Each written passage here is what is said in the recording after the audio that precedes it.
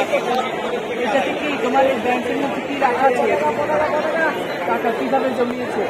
আমি তো ওই ম্যাডামটা গেছে না, আবার একটু বলো। আমি স্কুলের টাকা, টিফিনের টাকা জমিয়ে এটাকে নিয়েছি। এখন এটা আমি এখানে ভাইয়া আপনাকে জানাবো এবং কিছু বলো তো বাবা, এখানে কি নিয়ে এসেছো?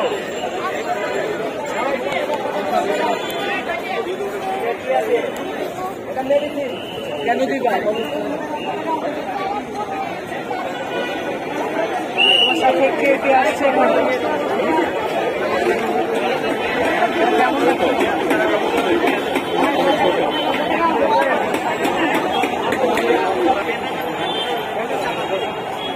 আপনি আপনার বাচ্চাকে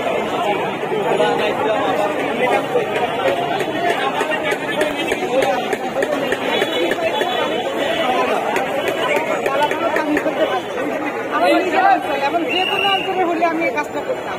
আমার ছোট মেয়ে কালকে এই ব্যাংকে নিয়ে মিস্ত্রি করতে আমি চলাম সবাই দিকে আমার নিজের এলাকার মানুষ পানিতে পারছি বাড়ি রাত থেকে আসবো না। অনেক ফাউন্ডেশন আমি টাকা দিয়েছি, কিন্তু বাস মানে সব দেখতে আসবে এখানে। তাই আমি বাস করেন এখন ওদের জন্য কিছু কাপড় আর আমার ছোট মেয়ের ব্যাংকের টাকা নেই। ওই ব্যাংকটা একদিন ওকে টিফিনের টাকা না দিলে অনেক রাগ করে। ওই টাকাটা জমাচ্ছে ওর বাবা বাড়ি করতে থাকায়, এই জন্য বাবাকে গিফট করবো না। বাবা টাকা দেয় না কেন? আমি এই টাকাটা আমার বাবার বাড়ি কাজে দেবো। কিন্তু তুমি নিজের থেকে এখন আমার বন্যারা অনেক কষ্ট করতেছে, টাকাটা তুমিও ওনাদেরকে দাও, আমি আবার জমাবো বাবার বাড়ি। এখন ওরা বিপদে, ওর এই কথাটা শুনে মানে আমার অনেক বিয়া লাগছে। আমার মেয়ের এত বুদ্ধি, এত বিয়া, মানে ও অনেক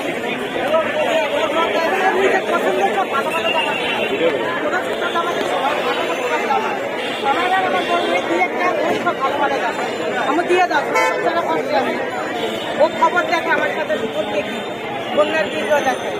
আমি কি সেটা আমার এই মেয়েটার জন্য এখানে আসা, ওকে দেখাবার জন্য যে মানুষ কিভাবে দিতেছে এখানে সেটা আমার তো অনেক অনেক ভালো লাগতেছে। এখন আমি ইফতার দেওয়ার পরে আরো কিছুক্ষণ থাকবো, মেয়েদেরকে নিয়ে খুব ভালো লাগতেছে এই জায়গায় আসি। মানুষের রাস্তা দিতেছে এভাবে বাঙালিরা কি না পারে, আমার অনেক ভালো লাগতেছে এখানে আসি। আমার নাম নিগার সুলতানা, আমার হোম ডিস্ট্রিক্ট নোয়াখালী, আর আমি থাকি কেরানীগঞ্জ। আমার মেয়ের নাম রাশিয়া ব্যাংকটা এবার জমা দেন। ব্যাংকটা কোথায়